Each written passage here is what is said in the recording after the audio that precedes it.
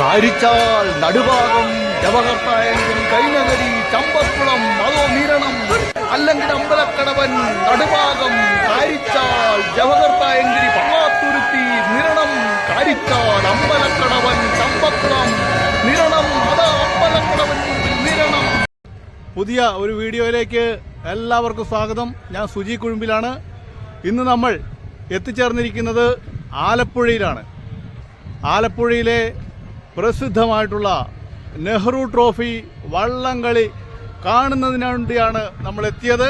അപ്പോൾ നെഹ്റു ട്രോഫി വള്ളംകളികളുടെ കാഴ്ചകളിലേക്ക് പോകാം. ഇത് ആലപ്പുഴ KSRTC ബസ് സ്റ്റാൻഡാണ്. ഈ ബസ് സ്റ്റാൻഡിൽ നിന്നും ഒരു 1.5 കിലോമീറ്റർ നടന്ന് പോകുമ്പോഴാണ് ഈ വള്ളംകളി നടക്കുന്ന സ്ഥലത്ത് എത്തിച്ചേരുക. ഞാൻ വള്ളംകളി കാണുന്നതിന് വേണ്ടി ബസ് സ്റ്റാൻഡിന്റെ അടുത്തുള്ള ആ വഴിയിലൂടെ വള്ളംകളി സ്ഥലത്തേക്ക് നടന്നു പോവുകയാണ്. സമയം ഇപ്പോൾ ഏകദേശം 2:30 കഴിഞ്ഞതേയുള്ളൂ.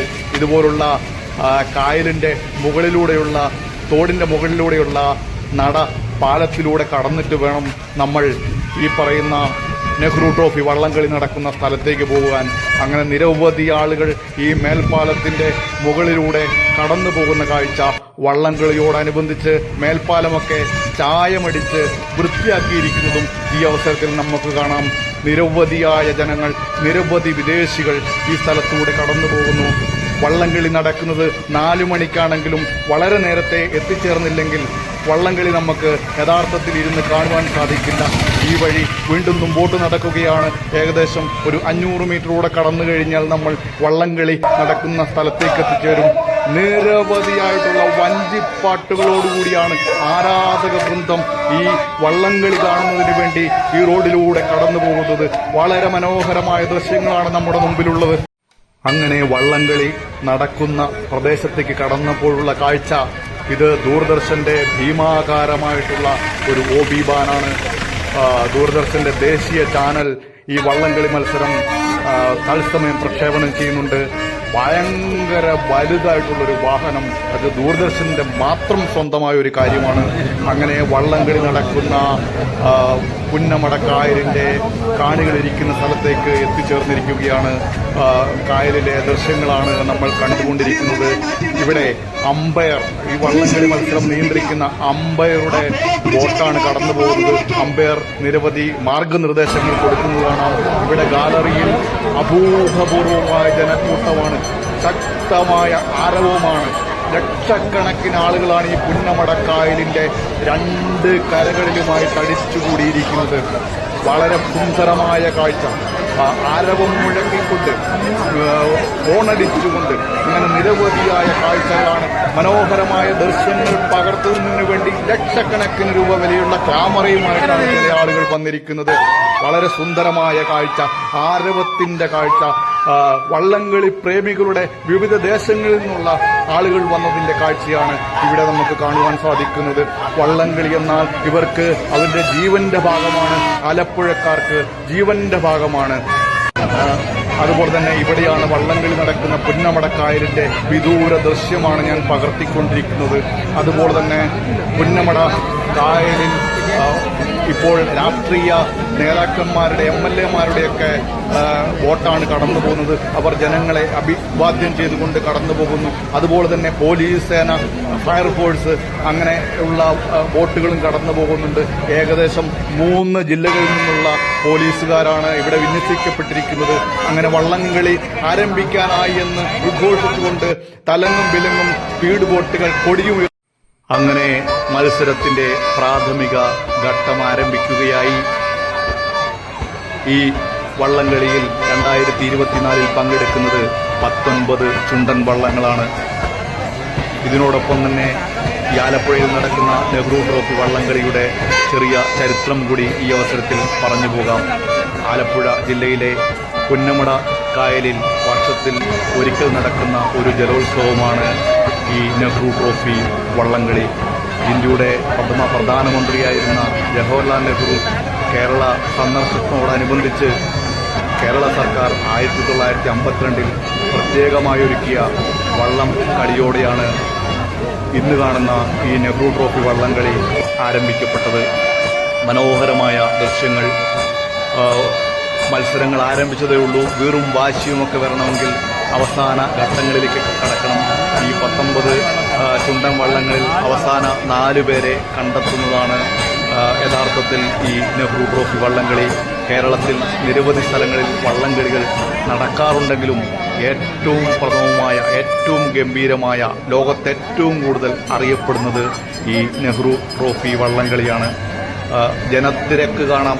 ഗാലറിയിൽ നിബിഡമായി കൂടിയിരിക്കുന്ന നിരവധിയായിട്ടുള്ള ജനങ്ങൾ. ഞാനും ഈ ഇറുകിപ്പിടിച്ച് നിൽക്കുന്ന ജനക്കൂട്ടത്തിനിടയ്ക്ക് ഒരു കാഴ്ചക്കാരനായി നിൽക്കുന്നതും കാണാം. ആയിരക്കണക്കിന് ബാലന്മാരടക്കം, പിഞ്ചു കുട്ടികളടക്കം, സ്ത്രീകളടക്കമുള്ള ആളുകളാണ് ഈ വള്ളംകളി കാണുന്നതിന് വേണ്ടി എത്തിച്ചേർന്നിരിക്കുന്നത്. വീണ്ടും നിരവധിയായ വള്ളങ്ങൾ ഒന്നിനൊന്നിന് പുറകെ മുമ്പോട്ട് ചലിക്കുന്നതും നമുക്ക് കാണാം. അമ്പലക്കടവൻ, നവജ്യോതി, അയനം കോട്ടയം, കൂടത്തറ, ജവഹർ, തായങ്കരി, കാരിച്ചാൽ, PVC ബോട്ടുകൾ, കൈനകരി, നടുഭാഗം, ചമ്പക്കുളം, കളിച്ചേരി, കുമരകം ബോട്ടുകൾ, പള്ളാത്തുരുത്തി, അങ്ങനെ നിരവധി, കറുകച്ചാൽ, നിരണം, അങ്ങനെ പ്രധാനമായും ചുണ്ടൻ വള്ളങ്ങളുടെ മത്സരമാണെങ്കിലും വിവിധ തരത്തിലുള്ള മത്സരങ്ങൾ വേറെയും നടക്കുന്നുണ്ട്. നമ്മൾ ഇപ്പോൾ കാണുന്നത് വനിതകളുടെ വള്ളം തുഴച്ചിൽ മത്സരമാണ്. വ്യത്യസ്തമായിട്ടുള്ള കളറുകളിൽ ബനിയനുകൾ ധരിച്ച വനിതകൾ വള്ളം തുഴഞ്ഞു പോകുന്ന ദൃശ്യങ്ങൾ നമുക്ക് കാണാം. ഏതാനും നിമിഷങ്ങൾക്കകം തന്നെ വള്ളംകളിയുടെ ഏറ്റവും പ്രധാനപ്പെട്ട ഘട്ടത്തിലേക്ക് നമ്മൾ കടക്കുകയാണ്. ആരംഭിച്ചു കഴിഞ്ഞിരിക്കുന്നു. ഏറ്റവും പ്രധാനപ്പെട്ട വള്ളംകളിയുടെ അവസാന ഫൈനൽ റൗണ്ടിലേക്ക് കടന്നിരിക്കുകയാണ്. ഫൈനൽ റൗണ്ടിൽ എത്തിച്ചേർന്നിരിക്കുന്നത് കൈനകരി, നടുഭാഗം, പള്ളാത്തുരുത്തി, കാരിച്ചാൽ, നിരണം, അമ്പലക്കടവൻ അവർ തമ്മിലുള്ള മത്സരമാണ്. ഏറ്റവും പ്രധാനമായി ഈ നെഹ്റു ട്രോഫി വള്ളംകളി പുന്നമടക്കായലിന്റെ ജലകണങ്ങളെ കീറിമുറിച്ചുകൊണ്ട് മിസൈൽ കണക്ക് കൊടുത്തുവിട്ട മിസൈൽ കണക്ക് പാഞ്ഞു പോകുന്ന ചുണ്ടൻ വള്ളങ്ങളുടെ മഹനീയമായ കാഴ്ച. കൈനകരിയാണോ മുന്നിൽ, നടുഭാഗമാണോ മുന്നിൽ, പള്ളുത്തുരുത്തിയാണോ മുന്നിൽ, കാരിച്ചാലാണോ മുന്നിൽ, ആരെന്ന് ഏതാണ് മുന്നിൽ നിന്നറിയാതെ ജനം കുഴങ്ങുന്ന മനോഹരമായ കാഴ്ച. ഒരിക്കലെങ്കിലും ഈ പുന്നമടക്കായലിൽ നടക്കുന്ന വള്ളംകളി കാണുവാൻ ഈ കേരളത്തിലെ നിങ്ങൾ ഓരോരുത്തരും എപ്പോഴെങ്കിലും എത്തിച്ചേരണമെന്നാണ് ഈ അവസരത്തിൽ എനിക്ക് അഭ്യർത്ഥിക്കാനുള്ളത്.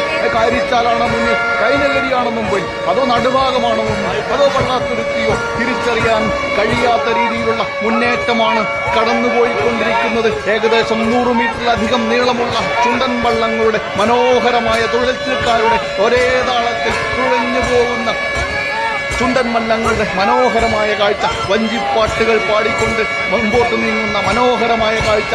ഈ ആലപ്പുഴയിലെ പുന്നമടക്കായയിൽ മാത്രം കാണുന്ന ഈ സുന്ദരമായ കാഴ്ച ഇതാ ഫൈനൽ റൗണ്ടിലേക്ക് കടന്നു പോവുകയാണ്. ഫൈനൽ റൗണ്ടിൽ ആരാണ് വിജയിക്കുന്നത്? കൈനകരിയാണോ, നടുഭാഗമാണോ, പള്ളാത്തുരുത്തിയാണോ, കാരിച്ചാലാണോ, നിരണമാണോ അറിയാൻ കഴിയാത്ത അവസാന ഫൈനൽ റൗണ്ട് മത്സരത്തിൽ 4 പേരാണ് പങ്കെടുക്കുന്നത്. കാരിച്ചാൽ, നിരണം, പള്ളാത്തുരുത്തി, നടുഭാഗം. ആരാണ് വിജയിക്കുക? ആരാണ് വിജയിക്കുക? നമുക്ക് കാത്തിരുന്ന് കാണാം. മുമ്പോട്ട് നീങ്ങുകയാണ്. തുഴകളെറിഞ്ഞുകൊണ്ട് ആവേശോജ്വലമായ മിസൈൽ പായുന്ന കണക്കിയുള്ള കാഴ്ച. മനോഹരമായ കാഴ്ചയാണ് പുന്നമടക്കായലിൽ നിന്നും നിങ്ങളോട് പറയാനുള്ളത്. ആരാണ് വിജയിക്കുക? കാരിച്ചാലാണോ, നിരണമാണോ, നടുഭാഗമാണോ, പള്ളാത്തുരുത്തിയാണോ? മത്സരം അങ്ങനെ അവസാനിച്ചിരിക്കുന്നു.